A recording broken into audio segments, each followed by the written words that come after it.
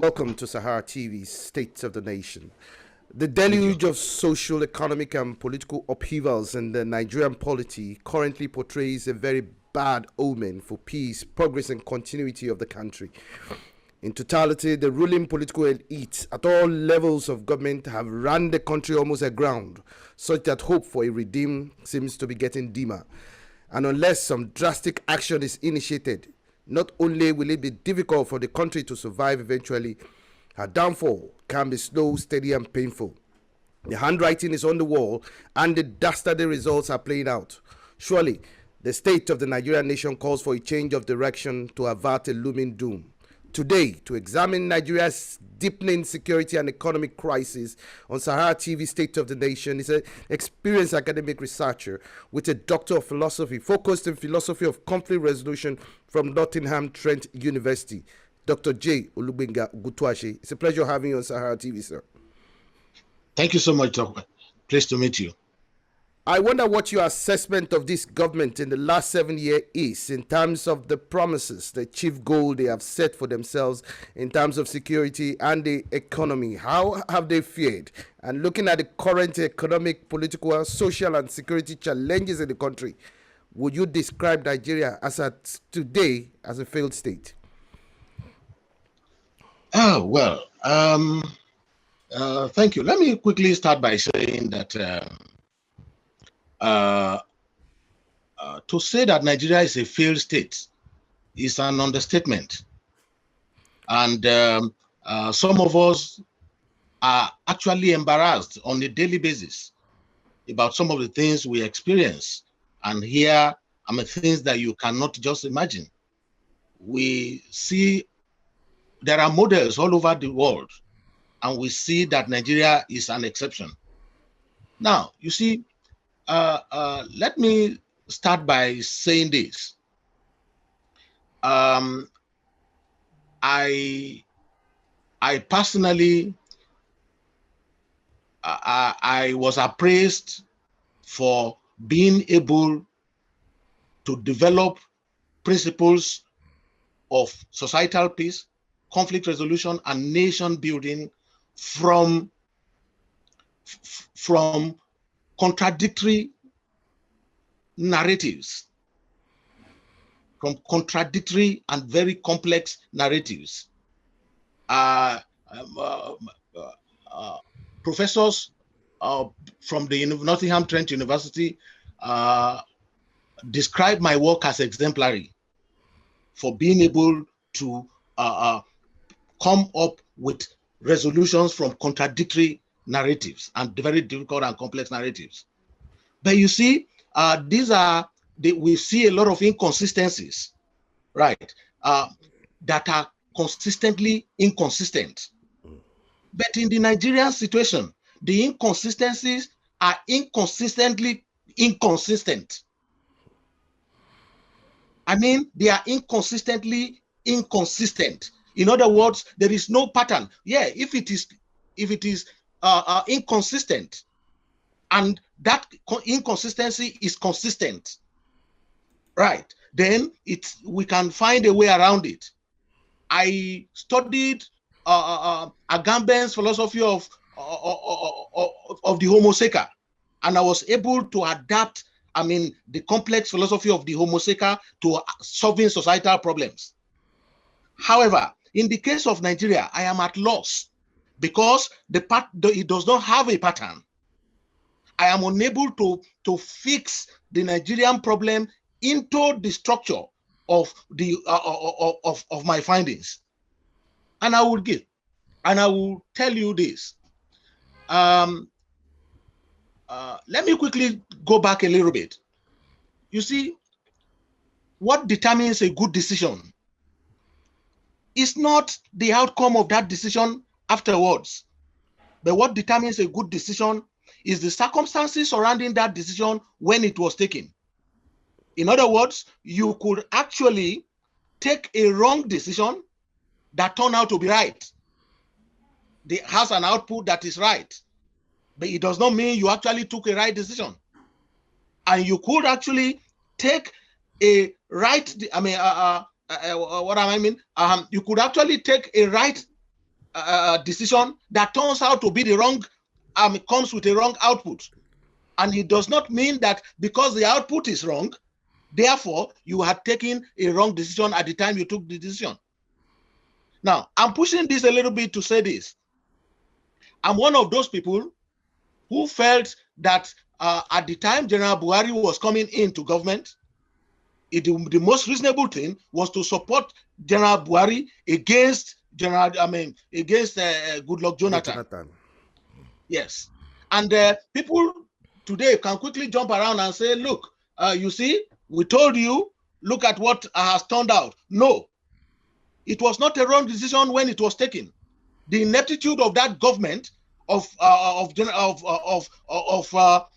Jonathan, yes, had gotten to a level where no sane man will support Jonathan at that time.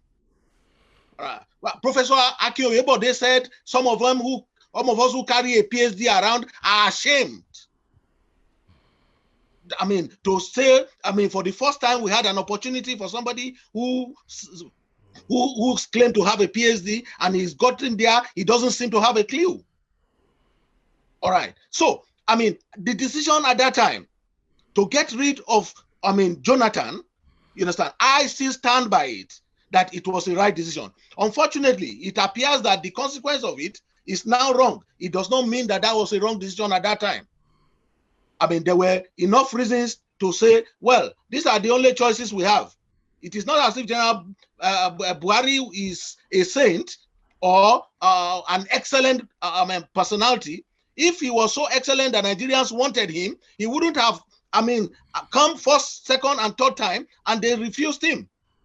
All right. But at that time, people want anything else but Jonathan. And that, it's exactly where we are. Now, General Buhari, for instance, he says, he was on the strength of his coming to fight corruption and all that, and people felt okay. And apart from that, we saw, we never knew that it was just a flash in the pan that we saw when Chibok girls were taken. We thought, oh, this was the height of it, and and all that. And then, of course, they brought General Buhari into power. Nigerians did not know that things will be, this is the worst government that has ever happened, that we have ever experienced in Nigeria, to the best of my knowledge. When I was a student union leader at the University of Lagos, I will lead a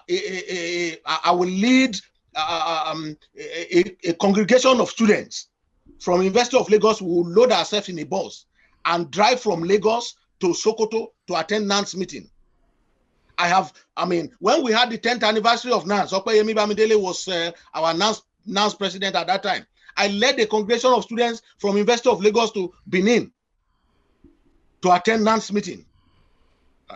Who can do that now? Who is not suicide? No part of the country is safe. People cannot move. It's so ridiculous that you can see people attacking the convoy of the president himself. Okay, so if the president is attacked, which Nigeria is safe? Do you have the kind of security apparatus that the president has? You don't. He is the #1 man, then they can attack him. And they came to the seat of power in Abuja to attack Abuja. These things are ridiculous. Very ridiculous. So Dr. Oguntuwase, what in your opinion is responsible for the current situation in the country? What is responsible for the current situation is the failure of the state. There is what you call vigilantism. Vigilantism, if you look at political theory, vigilantism is a failure of the state.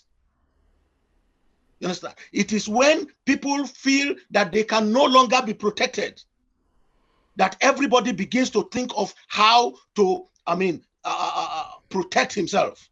Now, we were taught, if you read Thomas Hobbes, Locke, and Rousseau, these are social contract theorists who told us very clearly that man evolved from the state of nature where might was right. He described that state as brutish, nasty, and short. And he went further, even if you read the Leviathan. He tells you in the Leviathan that in such a chaotic situation in the state of nature, commerce was impossible. Progress was not possible. Development was not possible in such a chaotic situation. Therefore, the society came together for one single reason: self-preservation. That's the word. Self-preservation. In other words, I don't even care about any other thing. How do we protect our lives and properties so that the man who is stronger than me cannot take over from me? Therefore, the people came together and input and surrendered their rights for the Leviathan to protect them. And that is the essence of the state in the very first place. All right. Now, if the state is no longer able to guarantee, that, and we are now degenerating back into the state of nature, it is, it is so sad.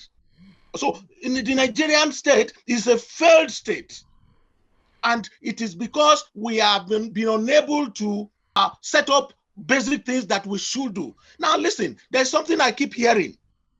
They talk about, I've had a couple of times people in statements, government leaders talking about, they said the security architecture.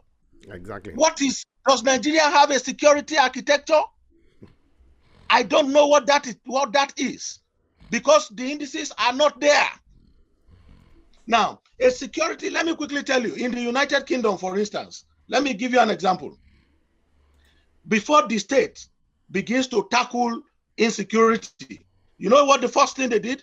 They first removed those category of people who will be criminals only because of necessity, because they are hungry for food, and they took care of those basic diseases. So they removed that category of people first from those who would have been criminals, who would have been thieves, who would have carried guns and all that. They removed those people first by providing their needs, the basic human needs. You know, Maslow's hierarchy of theory, the basic needs of man. They took that out of the structure and then began to now deal with those who are pathological criminals, who has crime in their system. Even if they have everything, they still will go to crime. Now the state now begin to deal with that. Now, in the United Kingdom, I'm going to tell you practical things that everybody knows. I'm not making this up. It's not about books. Okay. Now, the Asian man who has a small corner shop on the street of Britain has a CCTV camera, covering as soon as you are coming from the main road into his shop. You understand? You are already seen. It's recording you. Every step you take in the shop is all recorded. Now, that is on one level, that the individual level. Then, there are street cameras all over the place. The moment you leave your house in the United Kingdom, one camera gives you to the next camera. And so they can trace, if somebody gets lost, they can trace from the point he left the house, to where he got disappeared. That is a state that has all the apparatus of, we're talking about security architecture. Now, all right. Then apart from that, apart from all that, there are standby in the United Kingdom. I have seen. And as soon as they call 999 from all directions, ambulances will be coming. The fire brigade will be coming. The police will be coming. They will all converge, all from different directions. And while they are chasing the man who committed a traffic offense, while they are chasing him, the man on top in the air is giving signal to the people and say, he has gone to the left corner. He has moved to this right. Now he has done this. Now, for a traffic offense. I'm talking about just traffic offense. We're not talking drugs now. And we are not even talking, bandits. You understand? Now, we are talking about, security architecture. I have not seen that in Nigeria. When you even call, there are no standby, backup security people. And if these guys are carrying AK-47, AK-47 was discovered since when? I mean, the man who discovered AK-47 is Kalashnikov. Kalashnikov is an uncle to my brother's wife, Professor Oguntuwase, the man who discovered Kalashnikov. All right. For how long ago have they discovered Kalashnikov? Is it a new thing? When developments had gone beyond that.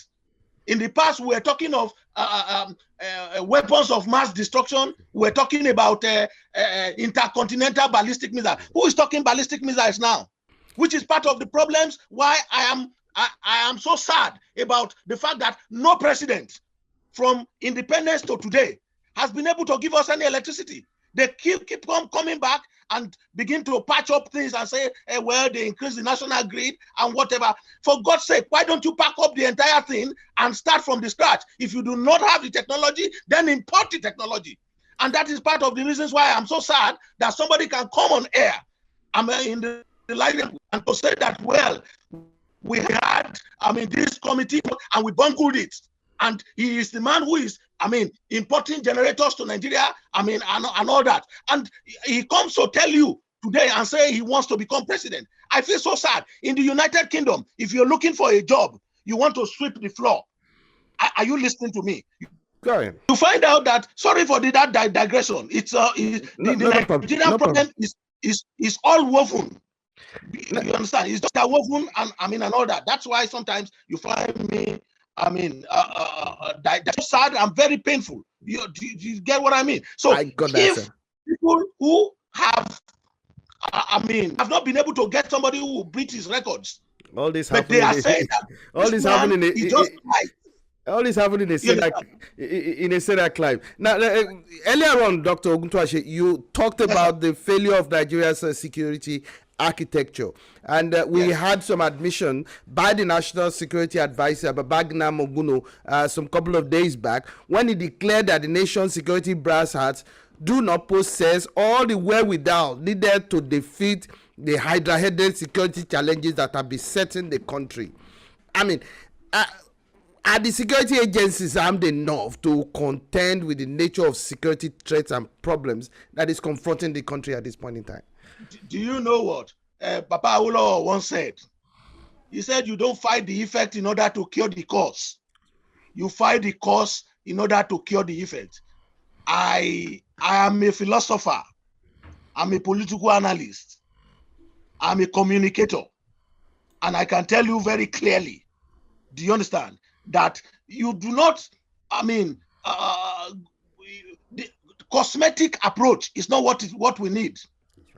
We need fundamental. I heard that not just did he say they are, they are tied in whatever. They are now changing people from, shuffling personnel from one office to the other. So ridiculous. Shuffling people. Is that the fundamental problem? Now, let me quickly outline this to you. If the Nigerian, people, like I will tell you, I'll come to that. The question of how the state value the life of Nigerians. I will come to that. Because it is only Nigeria, it's only in Nigeria that hostages are kept. I will answer your question. Please go ahead. Okay.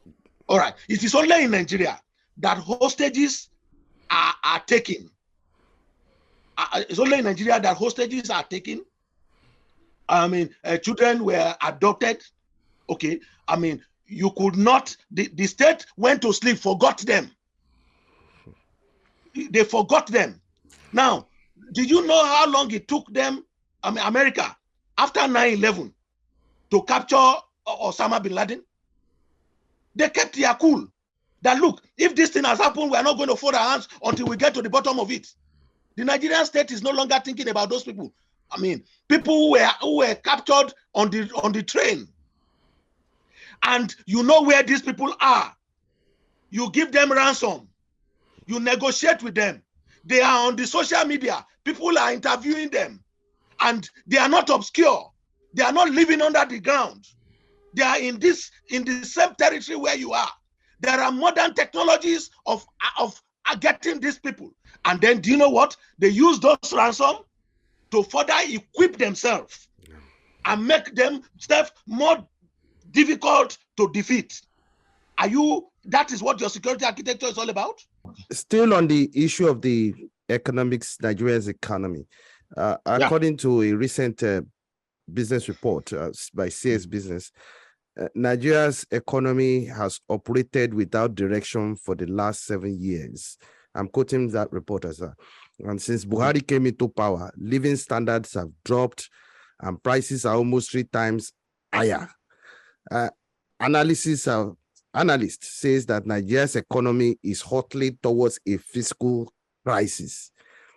In your opinion, sir, how will this affect the country's elections, or considering the forthcoming elections, how will this affect the revenues and spending of this country? Dogbe, you know what? You know why I'm laughing? Okay. We are already we are wasting our time. Okay. You understand? Rather than my people say, when trees fall on trees, it is the topmost ones that you remove first. All right. We cannot be talking. I started by telling you what Thomas Hobbes said, that when a state is in this kind of, situation, you understand, when there is so much economic quagmire and all those that, and a lot of that, progress is impossible. Peace is impossible. Election may never come. Please quote me. Elections may never come. It will be a miracle to see election in 2023. Let us not deceive ourselves. I'm telling you very honestly. I saw a footage of an attack on Abuja or some other this thing. It was like a war front. People came in bikes with guns and were continuously firing. Who is going to vote under that kind of condition? Which part of the country? I looked at Zamfara. Zamfara is, totally in disarray. There is, complete, trouble in those zones. Our brothers in the East are saying they are looking for the slightest opportunity, you understand, to unleash, mayhem on the Nigerian state. You understand? They say that this state can no longer protect them. It does not guarantee them anything. So we want to go. Nigeria is only held together by pins and patches. I'm telling you very honestly. So if Nigeria can survive this, it will be a miracle. So let me quickly say this. Forget about all the indices of economics and all those. Well, I'm not an economist, but I can tell you that it is only when the atmosphere is ripe and sufficient that we can begin to talk about economy, when there is law and order. There's no order in Nigeria. And that's why I even think that why is the Nigerian state still saying that everybody in Nigeria should go into the market and go and buy AK-47? Everybody should go and do that. Because the people who are bringing AK-47 are coming with the knowledge that they are coming to attack unarmed civilians. So if they know that if they come, they are going to meet fire, to be fire for fire, then there will be less of this. So clearly, let me say this to you. I don't see an election happening. You understand? Because the interest is already expanded. The interest is hydra-headed. And let me tell you, the Nigerian society, the Nigerian system does not have the capacity or the will to deal with this thing. Now, where people feel cheated, where people feel marginalized, right, whether real or perceived, it's potent for the development of the state. And unless Dr. Oguntuwase, we are almost running out of time. Let me just ask this final question. So let me round off. Exactly. Let me just ask this final question. You can also add this to your comment. All right. And I appreciate if you make it as brief as possible. From all that you are saying, are you saying that there is a need to renegotiate Nigeria's existence in terms of its unity and give a more listening ear to the complaints of all ethnic groups in the country? And what, in your opinion, considering the present situations of, as we say, in the country, do you see any hope of Nigeria getting over these issues or hydra-headed problems or out of this terrible situation? Well, that's beautiful. For me, it is very clear. Those who are calling for restructuring are saying this same thing. We keep on denying that we have refused to accept that we are not the same.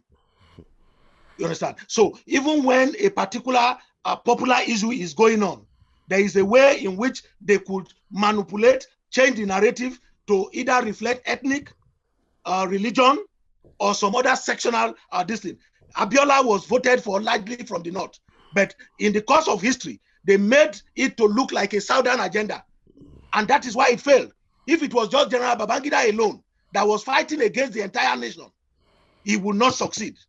But because they colored it, they gave it a different coloration, you understand? And as such, made it look like it's a southern affair, and so everybody abandoned it. So there is a need, I agree with you, to restructure, to renegotiate Nigeria. Meritocracy must take the place of mediocrity. And you see, let me say this to you. Everybody, including you and I, who has the opportunity of saying the truth openly, without fear or favor, and have refused to say so because of one position they are occupying or one benefit they are getting, will have history written against, for them. You see, Franz Fanon said, history has no place for those men who don't possess the exemptional privilege of being able to speak the words of truth to their oppressors, but have taken refuge in the attitude of passivity, mute indifference, and sometimes of cold complicity. I tell you, unless we are prepared, history is a living phenomenon. It will have our names written at a particular point where we will remember. None of us is going to be more immortal. We will all pass away. But generations after generations are still talking about Martin Luther King today because of the legacies they left.